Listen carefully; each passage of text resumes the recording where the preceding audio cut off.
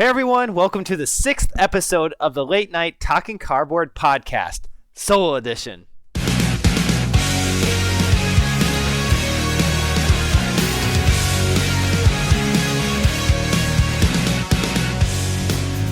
My name is Nick from Talking Cardboard, a group of guys that love to talk about board games and sometimes actually play them. If you're listening to this episode as a podcast, please note we also have a YouTube video of the podcast that includes our faces as well as other visual content of the games we'll be discussing. Now in this episode, you'll notice that I am solo. Where's my dad? I'm all alone. If you're not familiar with TikTok, that was a trending TikTok for a while, and I also knew my wife would appreciate that. But as you can see, if you're watching the video, John and Corey are not with me today. Normally in the podcast, at least one of those guys are joining me, but today I decided I'd do a special solo episode, which means a lot of the stuff I will be talking about in this episode is catered to the solo board gamer. Now, I know a lot of you listening might immediately be turned off by that if you're not very much into solo board gaming, but please continue to listen on just because I feel maybe I could interest you in trying a solo game or two. And obviously, if you are one that already enjoys solo gaming, then you'll hopefully really enjoy this episode of the Late Night Podcast. And if the feedback is positive, maybe I'll do more of these in the future because solo board gaming is a big part of the hobby. And I know there's a lot of content creators out there that exclusively focus on solo board gaming content. And of the Talking Cardboard crew, I would say I'm kind of the main guy that enjoys playing board games solitaire. So with that said, it's only fitting that I at least do one episode on our podcast here that focuses on solo board gaming, which is a niche within, of course, the hobby board gaming hobby. So with that said, we will get to our first segment, which is what have I been up to recently? And if you've listened to past episodes of the Talking Cardboard Late Night Podcast, you'll know that I just had my baby daughter. She's almost 5 months already. She's been doing great. That's been fantastic to watch her grow up. And already within just 5 months, there's so many things that she's doing now that she wasn't doing before, and I know that will only continue. On the sports side of things, being based in Minneapolis, Minnesota, I'm a big Minnesota sports fan, and the Twins season officially ended a couple weeks ago. That wasn't a huge surprise that they only lasted one round in the playoffs, but nonetheless, they're done. And for the Minnesota Vikings, as many of you may know, Kirk Cousins' season is over. No! God! And that was very disappointing for us Vikings fans because the season looked like it was turning around and we were actually going to make a good playoff run because Kirk Cousins was on fire, but now that's over. So now we turn to the Timberwolves, and so far they're 2-2, which I think deserves a round of applause because there's no guarantee the Wolves are ever going to have a good season. So I'm looking forward to that. Now turning this into content focused on the solo board gaming part of the hobby, I want to talk about some games I recently acquired because who doesn't love talking about board games they recently got in the mail? And first, I want to touch on some games I got from the publisher Draco Ideas. So if you're not watching, I'm holding up a box of the games that I received. The first one I'm holding up is 2GM Tactics, which is a World War II tactical card game published by Draco. Actually, I already owned this game. What I purchased from them was this bigger box. The game that I had originally was in a smaller box. And since I've worked with them in the past on various videos on our Talking Cardboard YouTube channel, they also sent me a copy of their Drums of War game, which actually does have solo rules. It's kind of a 1v1 competitive game where one side is like a card game, where one side is like humans and the other side's orcs, but you also can play against an AI opponent. So I look forward to trying that out. And then this game called Scope U-Boot, which this is only a 2-player game, doesn't have solo rules with it, but it's a very small footprint box. If you're listening to the podcast, this is like a 2-inch by 3-inch box, or it looks like a 4x6, I should say 4x6-inch box, and only about an inch or two deep. So very portable game. And another game I just got in the mail was a Kickstarter I backed called Solar Titans. This is a deck building game where each player is trying to construct a giant capital ship with weapons and shield upgrades and armor. And basically, when you're adding cards into your deck, you're adding either crew cards that do stuff or then additional weapon cards or these armor cards to build up your capital ship to be more effective at destroying your opponent's capital ship. And they're meanwhile trying to do the same. But what's fantastic is it also offers a solo mode as well as a cooperative mode. So that's why I'm excited about getting that to the table sooner than later. And then finally, I picked up my copy of Earthborn Rangers, which is the first game from the company Earthborn Games, which is led by the mastermind Andrew Navarro, who used to be at Fantasy Flight and then Chip Theory Games. He has a great pedigree of board gaming stuff. So I'm excited to get Earthborn Rangers to the table. That also has a solo mode. So already a lot of games with solo stuff. Completely alone. So that was a Rat Race reference, if anyone remembers that movie from years ago. Okay, so now let's move on to what we've been playing. And to start off, I will talk about a game that I did actually play with John and Corey, as well as Corey's brothers Blake a few weeks ago, and that is Guards of Atlantis, which is a board game themed around the MOBA genre of video games. So for those of you who have heard of League of Legends or Dota 2, those are MOBA style computer games, which stands for Massive Online Battle Arena computer game, or video game in general. It could be a console. There's console versions of those games too. And so Guards of Atlantis number 2 basically uses that premise for the board game design. What's amazing about this game is how streamlined it is, considering it can go up to a 5v5 game, but the way it's designed is that you actually don't have a lot of thinking you need to do on your turns, because there's only so much you can do. You only have a few cards that you basically are using for your actions in the game. And therefore, your choices are limited to just those actions. And then once you play a card, that specific action you can do with that card is done for that round. And there's 4 different turns within a round. So by the 4th turn of a round, you only have 2 cards to choose from. So it makes each player's turn very quick.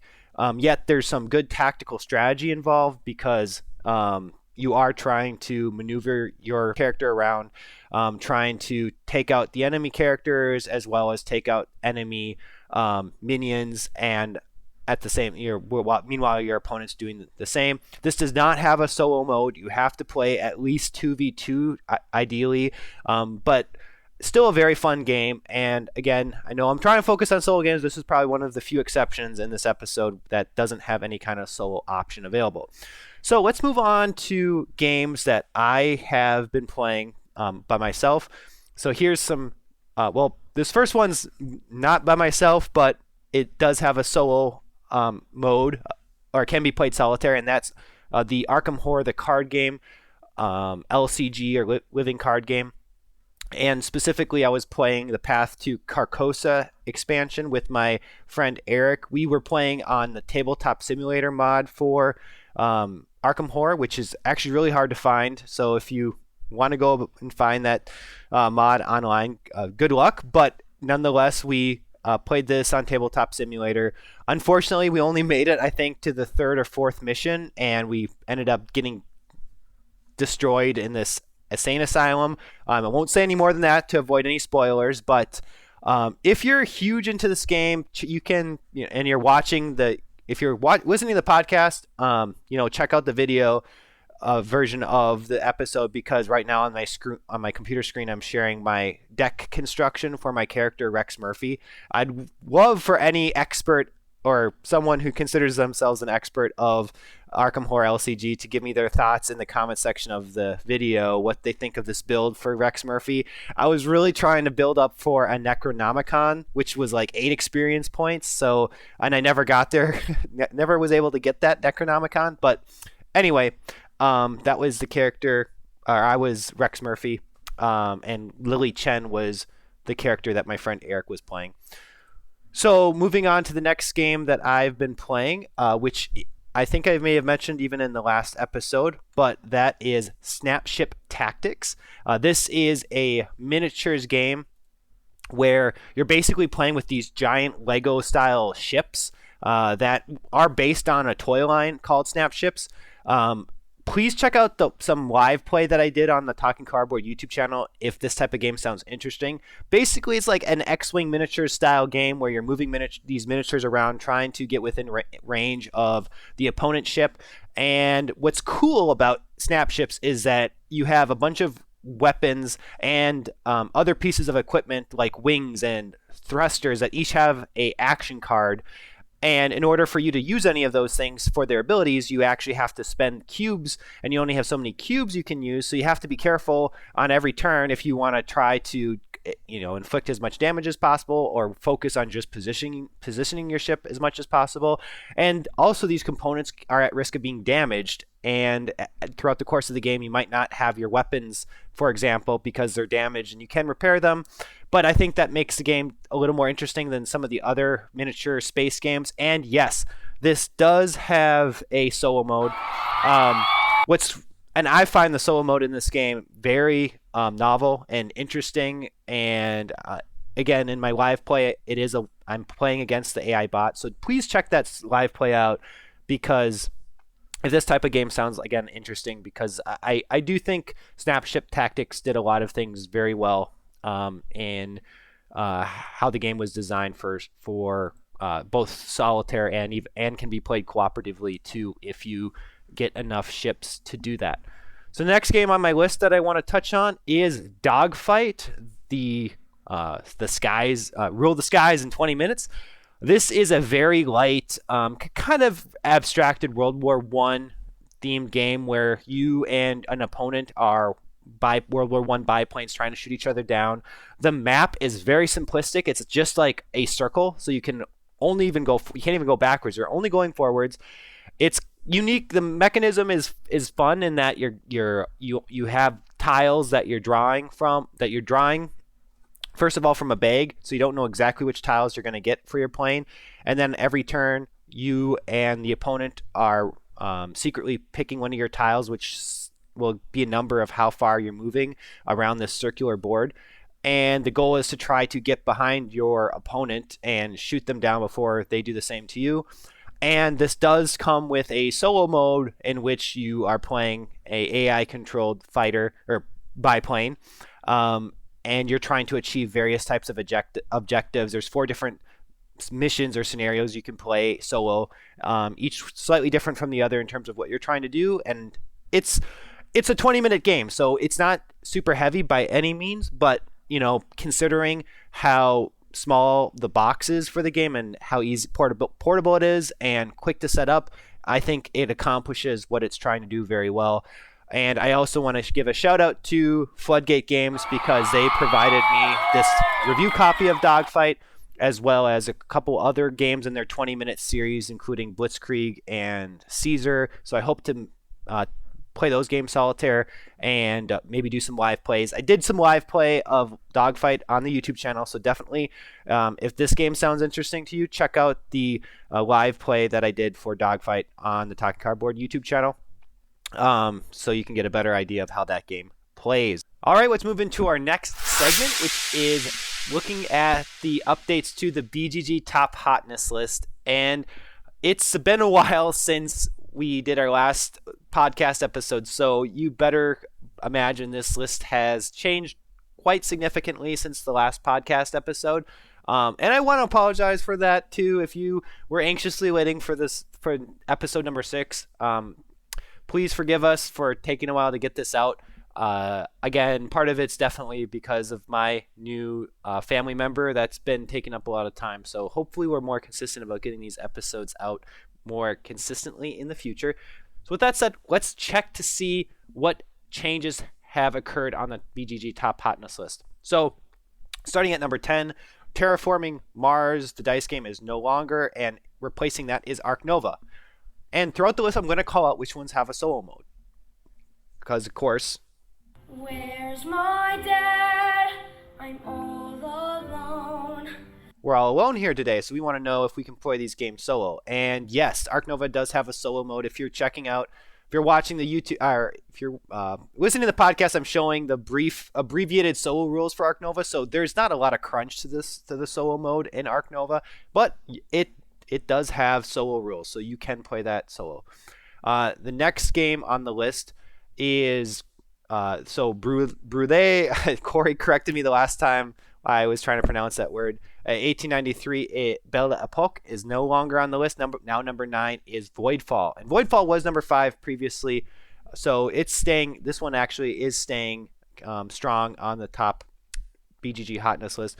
Voidfall also has a solo mode, not surprising.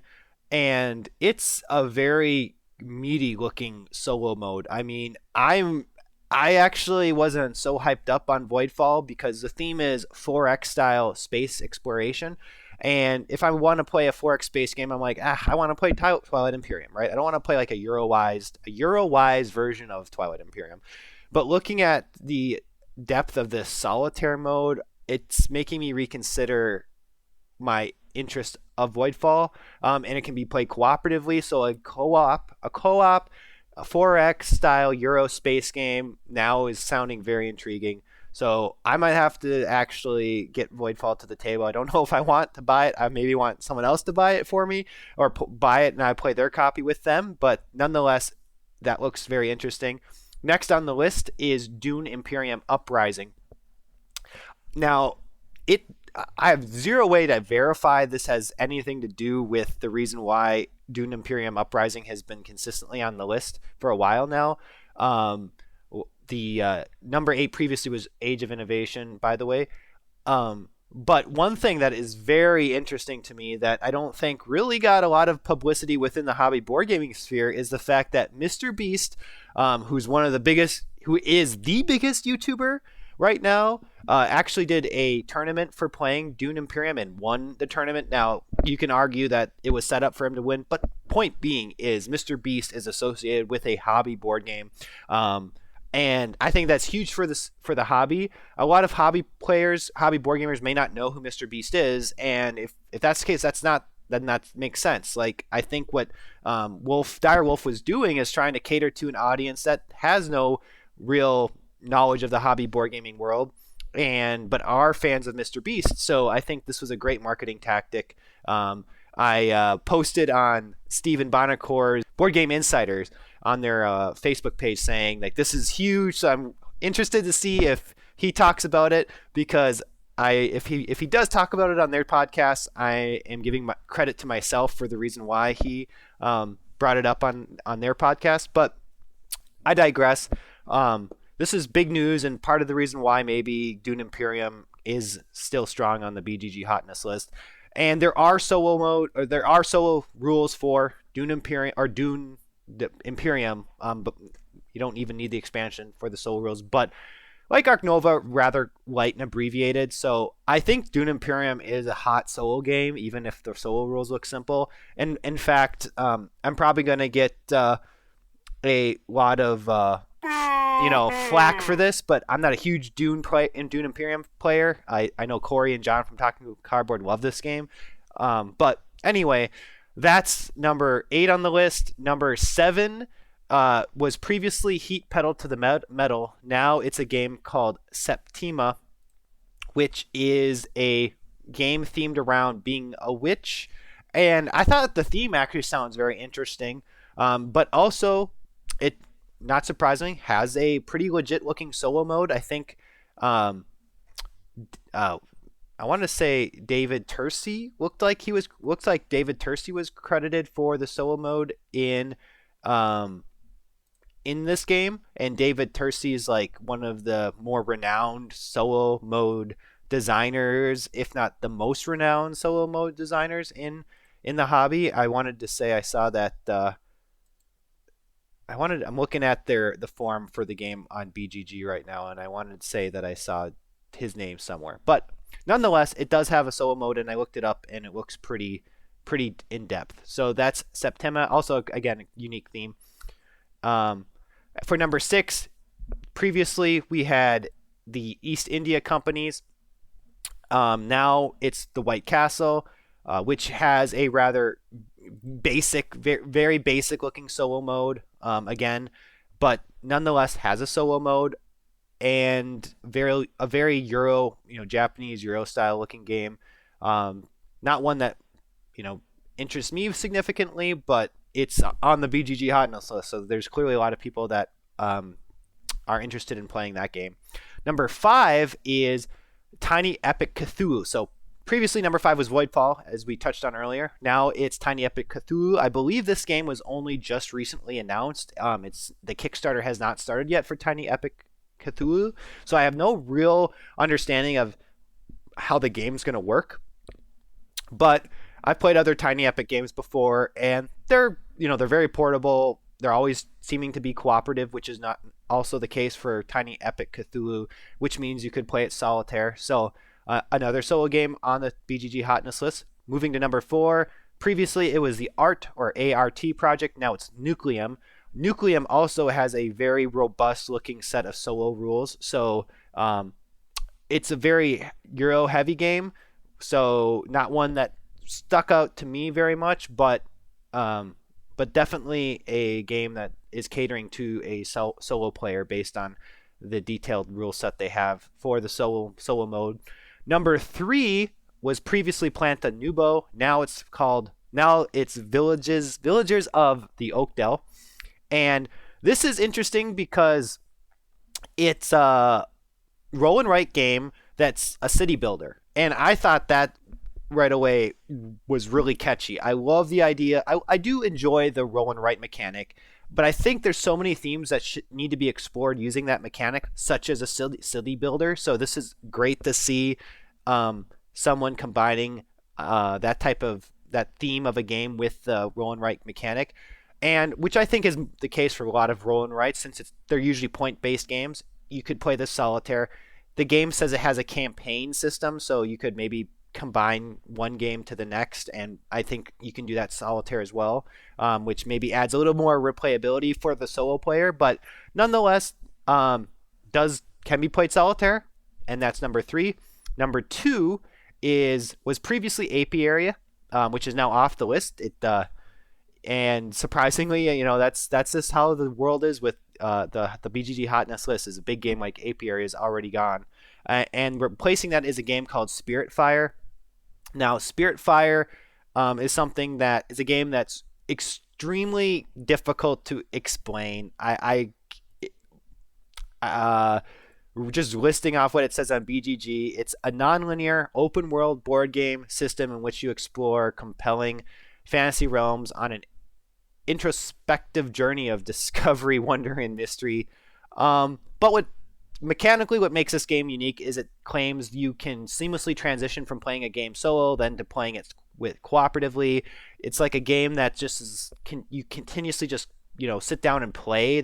Doesn't sound like there's like set finishing and ending to the game. Kind of like they say it's kind of like a World of Warcraft style game where there's really no cut ending per se. Sounds very interesting for sure.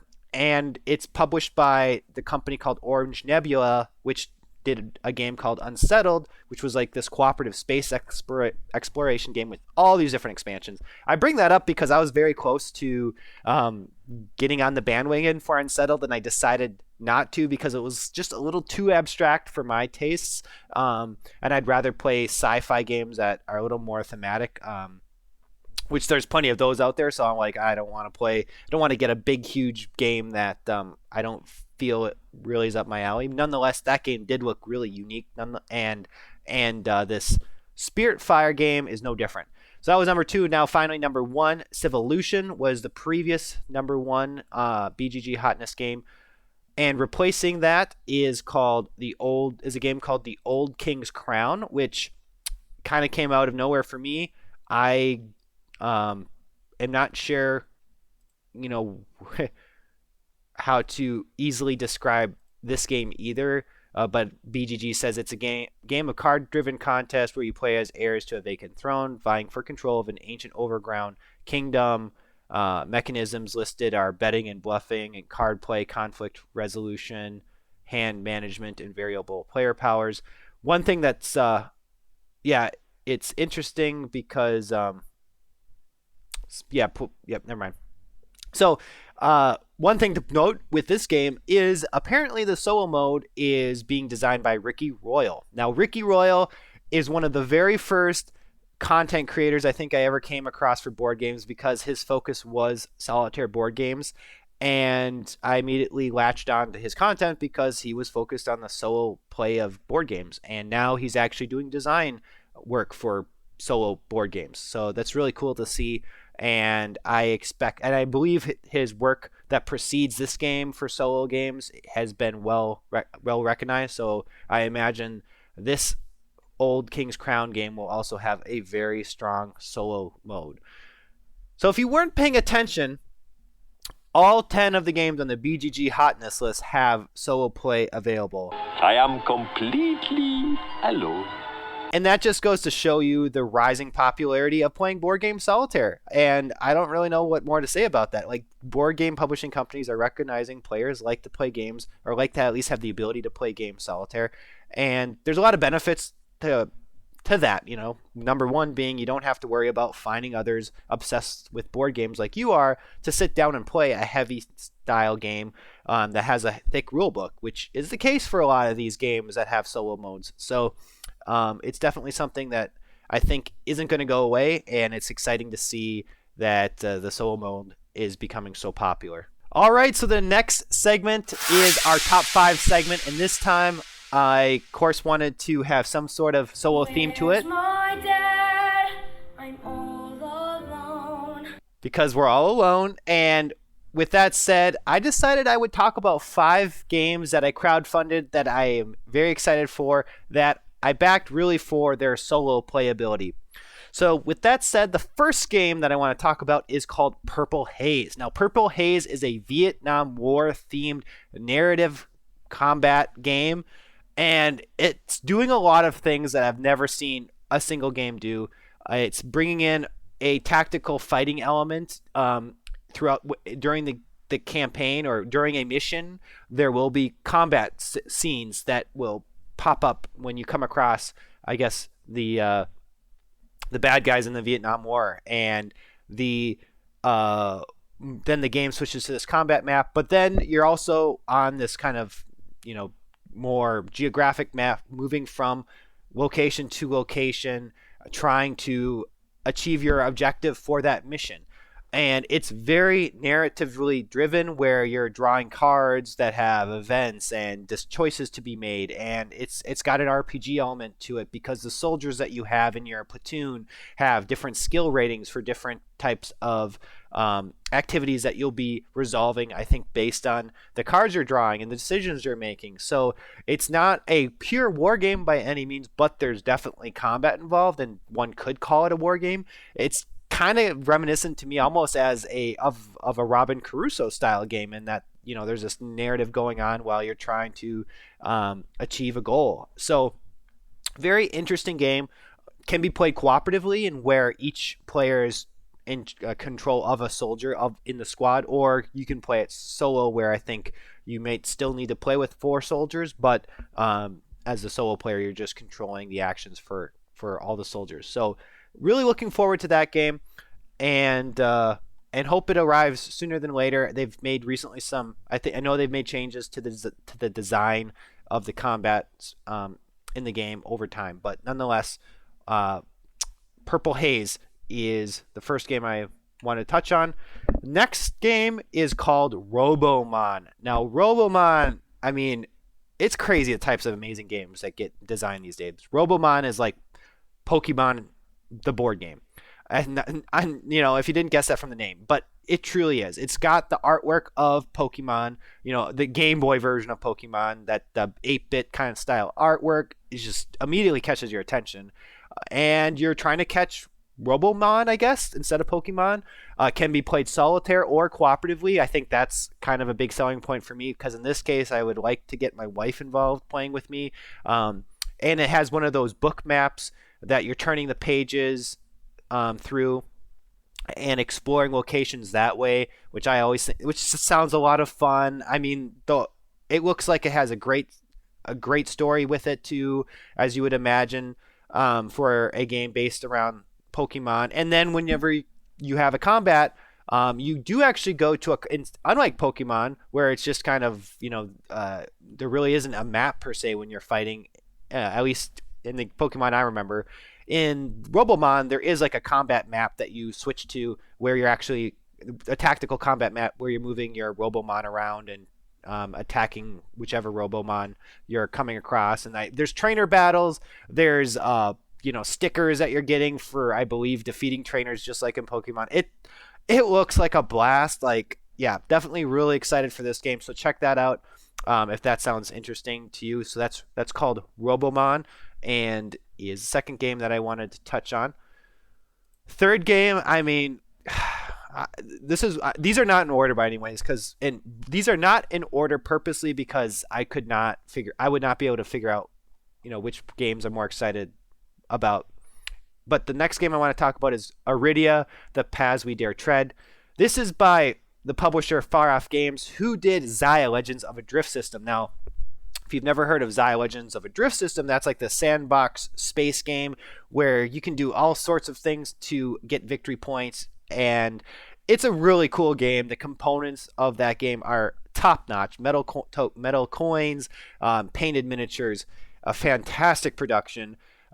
Anyone that plays that game, I think, loves it because it's a really great game. Simple rule set too that is easy to digest once you play around. Now they're coming out with this game called Arydia. I mean, it's making Xia look like a rookie game. Like, Arydia looks fantastic. It's got this big map where you're moving your characters around, and then when you get to a spot of interest on this large map, you zoom down into a smaller map, and then you're exploring the smaller map. And there's combat, of course, and the combat looks extremely innovative in that when you're fighting an enemy, there's like there's specific areas you're trying to hit on the enemy to actually defeat them, which is very video gamey, which I think is really cool that they're trying to introduce that into a board game. And you're equipping your character with weapon, or it's basically it's a dungeon crawler. You're equipping your character, or RPG type style dungeon crawler. You're equipping your character with weapons and equipment. A lot is going on in this game.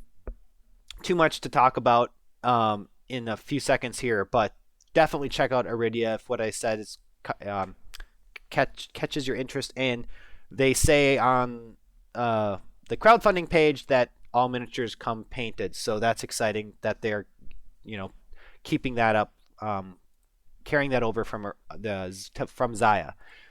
All right, so another banger coming up here, and that is the game Senjutsu. So Senjutsu is a tactical samurai fighting board game, and Arydia can be played solitaire or cooperatively, by the way. Senjutsu also can be played solo, cooperatively, or competitively.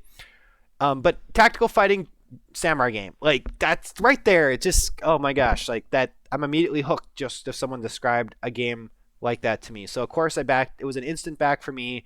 You are fighting. There's different, Japanese character or samurai characters that you can play as, each with their different strengths and weaknesses. So replayability just from that standpoint in terms of trying out playing as the different samurai. Of course, the AI the opponent you're playing against can be different samurais too, with different strengths and weaknesses. It says that there's this Path of the Ronin solo narrative campaign, which I hope was what I included in my pledge.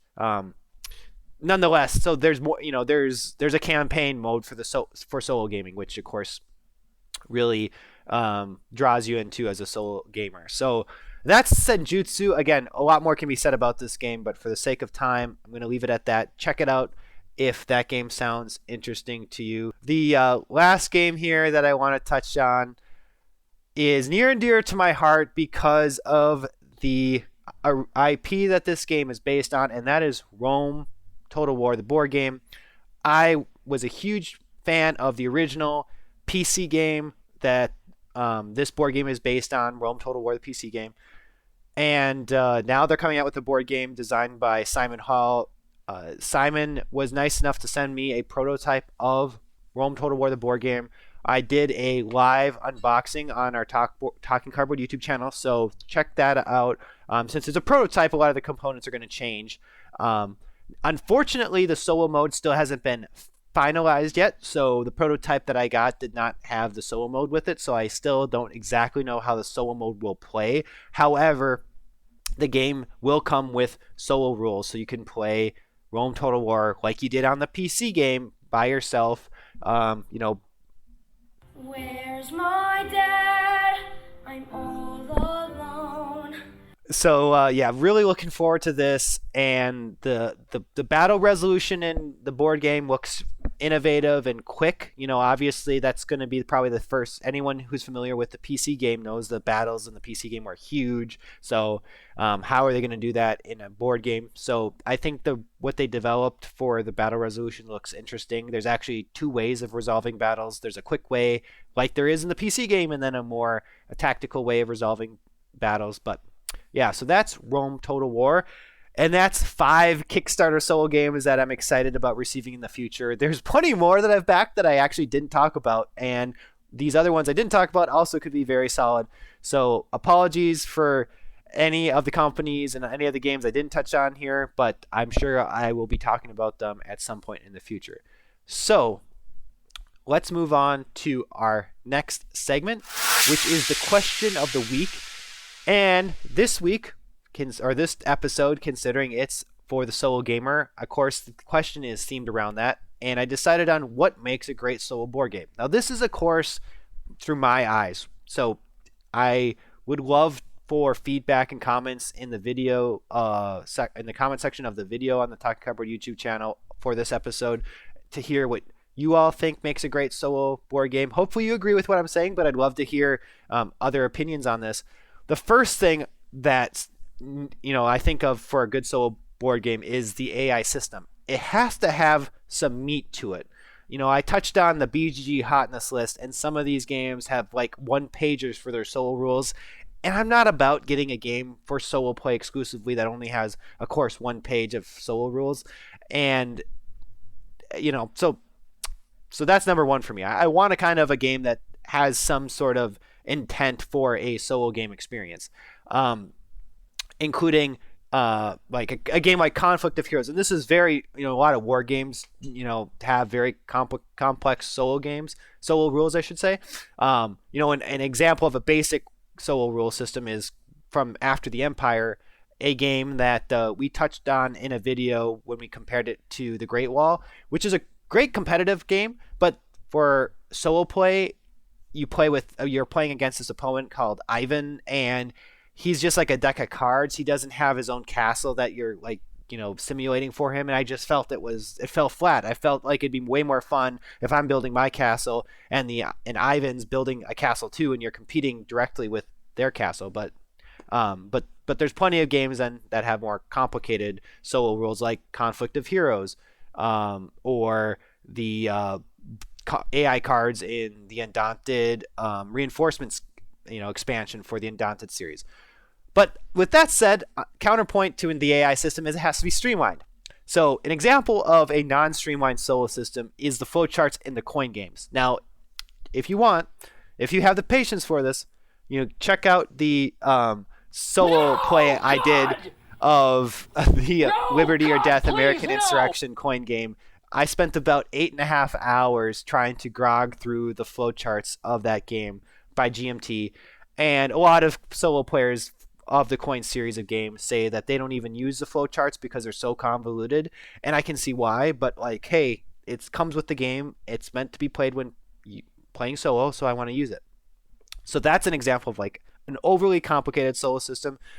But a streamlined system that has the right bit of complexity is Snapshot Tactics. So again, I talked about that game earlier in this episode. I did the live play on our YouTube channel. You should check that out because the AI cards have intelligence to them. They're doing exactly what you can do as the human player, which I always think is also great for an AI system, is when the AI opponents can basically mimic the same types of actions you can do. And it's doing it with some sort of intelligence. It's not randomly doing things that you as the human player can do. It's doing things with criteria to make sure it's doing things that make sense. And so number one, AI system is of the utmost importance itself. The AI system itself is of the utmost importance for me to make a great solo game. Next is the theme. So, there's a lot of games that have solo playability, but the theme seems rather abstracted. And I'm going to pick on David Thompson here because he did a video with me in the past, and I feel would be nice. It has a good enough personality that he's not going to take offense to this. But I've recently, played Resist, and with Resist, it's a great portable solitaire experience, but the theme just was too abstract for me. You are going after different objective mission cards that are like the guardhouse, the mansion, the bridge, but I'm trying to understand, well, why is this one have this type of effect and this one is this difficult? There wasn't really, it didn't make sense to why the cards did what they did. There was a theme. It's like the Spanish, and I'm blanking on the time period that the game was based around, but there is a theme. It just felt kind of painted on, and mechanically a lot of people love that game. So mechanically it's a sound game. I'm just specifically talking about the theme here. Whereas a David Thompson game that I would say does a great job, or at least for me personally, is Pavlov's House, or the Undaunted Reinforcements game I already mentioned. With Pavlov's House, you have this big map, the strategic level map, then you zoom down to this, or operation level map and strategic level map, and then the tactical level map, and each map is affecting in some shape or form the other map, and it all makes sense. Everything connected and made sense to me in terms of why you were doing what you were doing and how things impacted the game. So that having a theme that I can connect with and that's really in general something important to me for any game. It's why I'm not a huge Euro gamer, because a lot of times the theme just seems kind of abstracted in terms of you take an action and this is the result, and I'm always like, but why does this get me a victory point, for example? So theme's important to me too for solo games. Next is replayability. Again, like Friday, for example, it's mechanic wise, sound, it's portable, but I just feel like you're playing the same game every single time. And yes, of course, it's not the exact same game. Of course, there's going to be a lot of people, sending me hate in the comments section, probably saying, "Oh, it's one of the best solo games ever." But for me, it just doesn't give me enough replayability value, opposed to a game like Warfighter World War II from DVG, where you have all these different missions you can choose from, all these different objectives you can choose from for every game, and then you can have different loadouts for all your different squad members. Like, the replayability is endless for that game. Dungeon crawlers obviously have tons of replayability because they're usually built around campaigns, so you're trying to finish a campaign through a dungeon crawler. And a dungeon crawler that's actually, kind of a great starting point in my mind is One Deck Dungeon, because in One Deck Dungeon, small footprint, very portable, great for the solo player on the go, but great replayability value. You have interesting different heroes with different abilities to play as each time, and it introduces kind of this campaign system where after a game of One Deck Dungeon, you can upgrade the stats of your hero and go through another game and continue doing that. So I think One Deck Dungeon does a great example of providing replayability without really overcomplicating the game by any means. And then finally, the solo system has to be solo friendly. So you see a lot of dungeon crawler type games that say that you can be played, they can be played by just a single player, and that's great. But for example, I did a review of Madara on the Talking Cardboard YouTube channel, and the game is fantastic. Like, I look forward to actually playing that game someday. Now there's a second edition stuff being released to backers, so now I'm like waiting to get that, or to get the upgrade pack, so I have the most recent edition of the rules and everything. But in Madara, you have to play as with 4 characters. If you want to play solo, that's fine, but then you're controlling 4 characters, and there's a lot of stuff going on with a character in that game. There's different abilities. There's so much different type of equipment. And that's a lot to manage, in my mind at least, as a solo player. So I contrast that to a game like Too Many Bones. Too Many Bones literally has kind of a separate, separate components of playing solo. They have a solo deck of scenario cards or mission cards or encounter cards that you play with. The game is scaled down for the solo player, and they actually cater the game then to the solo player. If you are playing the game that way, you don't have to control. If you want to play with multiple gear locks and play a multiplayer game, you could. But if you're playing solitaire, the game caters the experience specifically for the solo player. And I think that's really neat when a game goes out of their way to really specialize the solo experience for those who want to play the game solitaire. So that was the question of the week. Again, I'm really curious what you guys have to say. Again, if you agree or disagree with the things that make a solo game great, and please put them, again, in the comment section of the video of this episode. And if you're listening to the podcast, please at some point then check out the discussion going on for the video on our Talking Cardboard YouTube channel. All right. So with that, let's get into the last segment, which is Talking Cardboard News. So first thing I wanted to point out is I showed that I recently received my copy of Earthborn Rangers, published by Earthborn Games.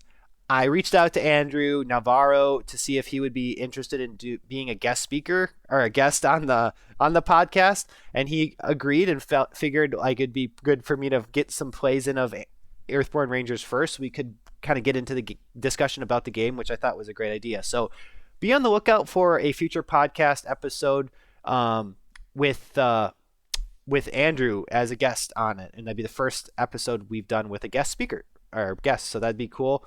Now I don't know if I'm gonna get this edited by tomorrow or by today, so this announcement has some relevance. But on November 4th, Talking Cardboard will be at the Torg Brewery Board Game Market, which is being put on by Board Events, and traditional board game market where there will be a bunch of people selling their games, including myself. I'll be bringing my collection of games. So if you're in the Twin Cities area, that's located at the Torg Brewery in Spring Lake Park, Minnesota.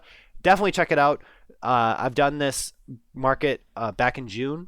I did a TikTok video on that, so check out the Talking Cardboard TikTok. And you can see me give an overview of that experience. So looking forward to that. It also supporting charity. It's supporting the Extra Life Foundation or the Extra Life Fund. So I'll put in a link in the notes of this episode for that, as well as more details on the market itself if you want to check that out. Then on November 11th, I will be participating in this Teachers Weekend at 3M. So last year I did this, and I'm going to do it again this year, where I basically am promoting the educational value of board games to teachers. There's so many board games that provide great educational value as well as fantastic board game entertainment. And the first company that always comes to mind is Genius Games. Their games really are designed around providing educational value. They even include a little bit of a educational booklet to go with their games to really explain why the mechanics do what they're doing when taking into account the scientific theme of the game. And I think that's phenomenal. I really hope more game companies start doing that. GMT does a great job doing that for their historical games. So if you play a coin game, like earlier I was talking about Liberty or Death, all those coin games are very historical they're card driven, and every card has a historical event associated with it, and the rule book goes further into detail of that historical event and why it's resulting in the gameplay action that card is doing. So I think that's fantastic. So lots of games out there. I mean, and I'm sure you guys that are listening to this are nodding your head and thinking of other games that, well, this game also is very educational. Anyway, so looking forward to that, and also just in general think that's a great avenue that's not being exploited enough to get more people into hobby board gaming, is using them first as a teaching tool to really then introduce people to all the other types of board games that exist. Then finally, on November 18th, there is a Eau Claire, Wisconsin board game market, and that's being put on by the Eau Claire Board Gamers Group. And I'm going to be present at that. That's November 18th, Saturday, at the Brewing Project, I believe is the name of the brewery in Eau Claire, where that's going to be located at from 12 to 5 p.m. And again, tons of vendors selling board games, or like myself, so it should be a great time. Also, we hope to put up a video of an interview with a local designer of a game called The Condemned, which is a collectible card game. And it's exciting that we're able to work with these, local designers. And his name's Ryan. So Corey and John have played that a review copy of the game that he provided us, and definitely look forward to doing that type of activity more with those in our Twin Cities area. So with that said, thank you so much for watching, and again, apologies for the huge lapse in delay from the last episode. Hopefully that won't happen again. Please forgive us. But definitely, if you're listening to the podcast, check out Talking Cardboard YouTube channel. Check out all of the other platforms we're on, including X, and we have a Discord channel, and we have the TikTok channel. We have where we try to get out and do events such as these board game markets. So definitely connect with us, and we hope to hear from you. But with that said, I hope you guys are enjoying your day, and I hope you are able to play some solo games. Where's my dad? I'm all alone. I hope you guys get to play some solo games soon. Thanks so much for listening.